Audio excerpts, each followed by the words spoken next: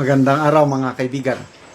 Bigyan natin ng reaction, opinion itong post ang balita ngayon. Title, Huwag Niyong Pagnasaan si Dilima.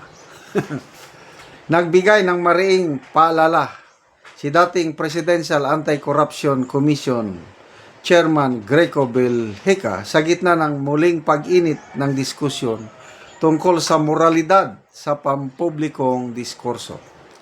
Sa isang komentong kumakalat sa social media, diretsahan ang naging mensahe ni Belhica sa mga kalalakihan.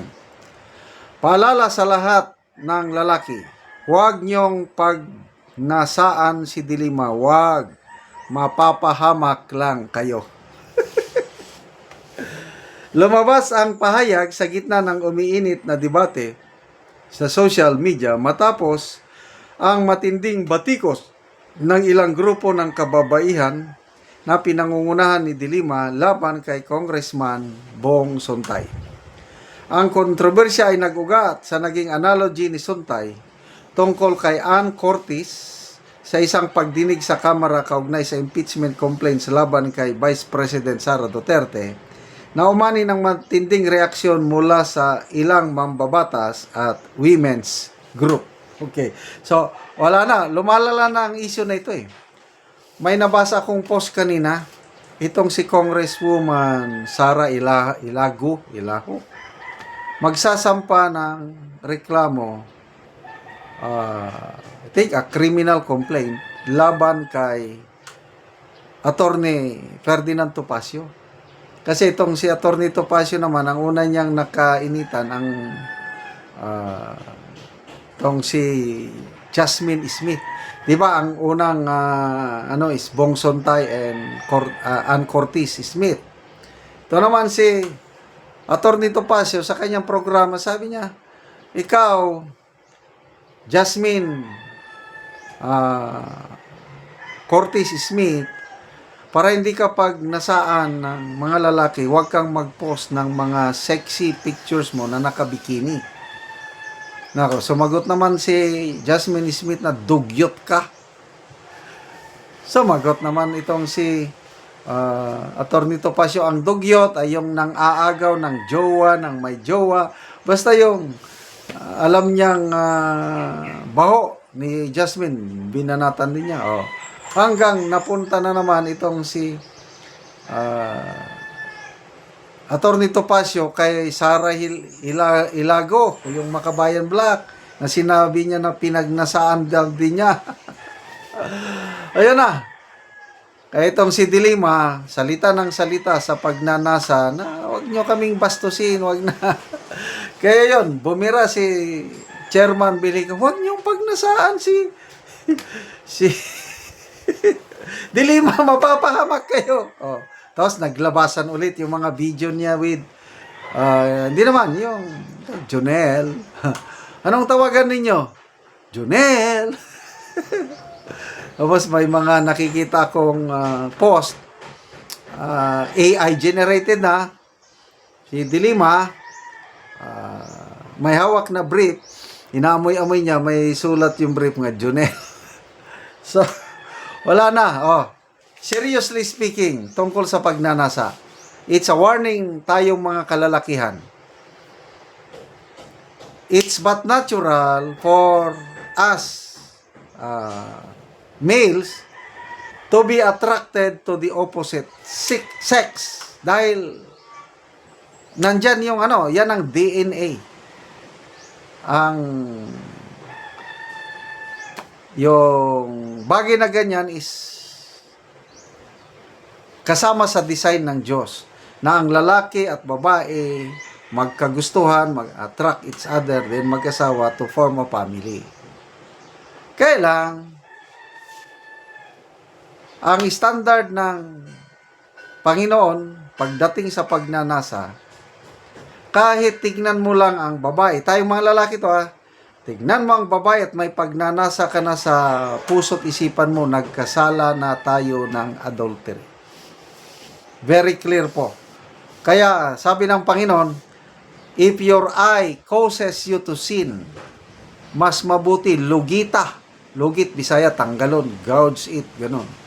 Ibig sabihin, hindi yung literal na tanggalin mo yung mata mo. Iwasan ang ating mga mata na titingin sa isang babae na kung attracted ka na, dapat wag mo na siyang tutukan. Kasi habang tumatagal na tinututukan, nagnanasa ka, nagkakasala na. Kahit wala yung actual na gawain, sa mind, puso lang nagkakasala. Kaya believe ako, sa mga madre natin sa Roman Catholic, kasi yung damit nila talagang very modest. Wala kang makitang mga naka-expose na sensitive part ng kanilang katawan. Karamihan yan, magpunta ka sa mall. Ay nako, naka-sleeveless, lumalabas dito sa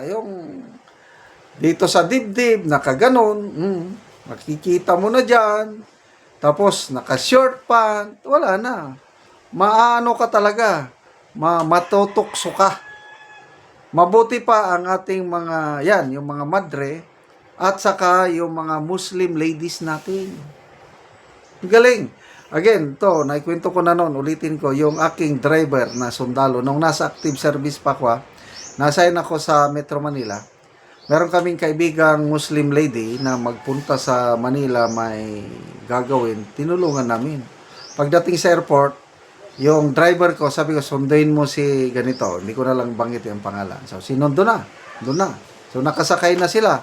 Ang init, summer, sa Metro Manila, parang naawa yung driver ko sa Muslim lady na kaibigan namin.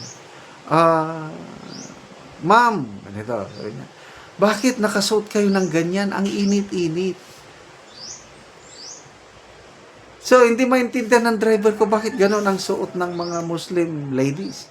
Sabi ni yung Muslim ladies, Kuya, alam mo ba, itong ginagawa namin ito, nagsasakripisyo kami para kayong mga lalaki ay hindi magkasala.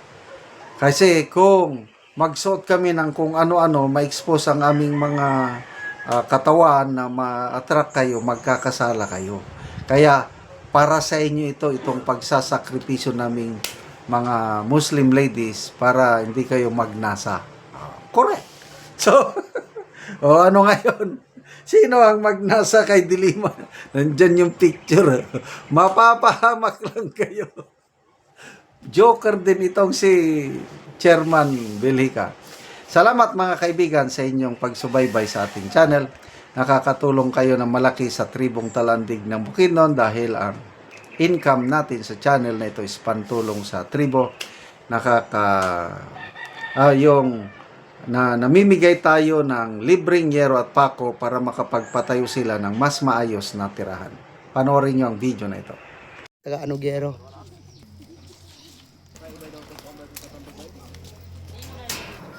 So muna ni ang iyang gipatindog nga balay. So magatop na gid siya karon. Ako di man si mama no. Grabe na ko orange big.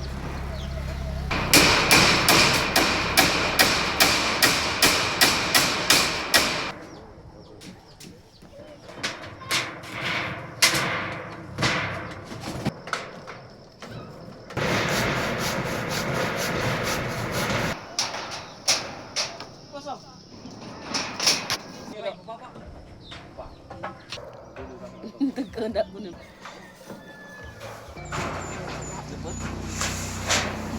Ay, panda.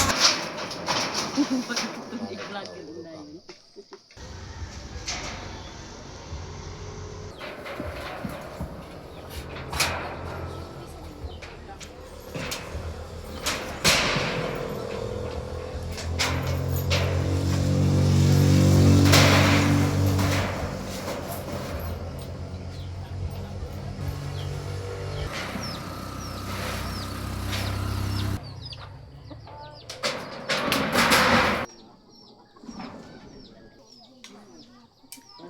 Ug karon humanagad sa pag-atop.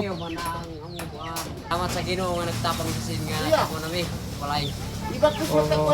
Wala pang tabang nga sin, di pa mi makabalay kay wala pa mi kuan. Di pa mi makabalay kay wa may sin. Oo. Salamat mi sa Ginoo kanay kuan pa tabang mga sin. Oo. So unsa day mong trabaho di ay? Kuan ra Parang muso-muso. Mag-uuma lang. Nag-uma. Oo, so igo ra gyud sa pagkaon ang kinitaan. Ano lang kinikit sa pagkaon. Oo, so salamat kayo. Salamat kayo. Kaya na may humanamig balay. Oo.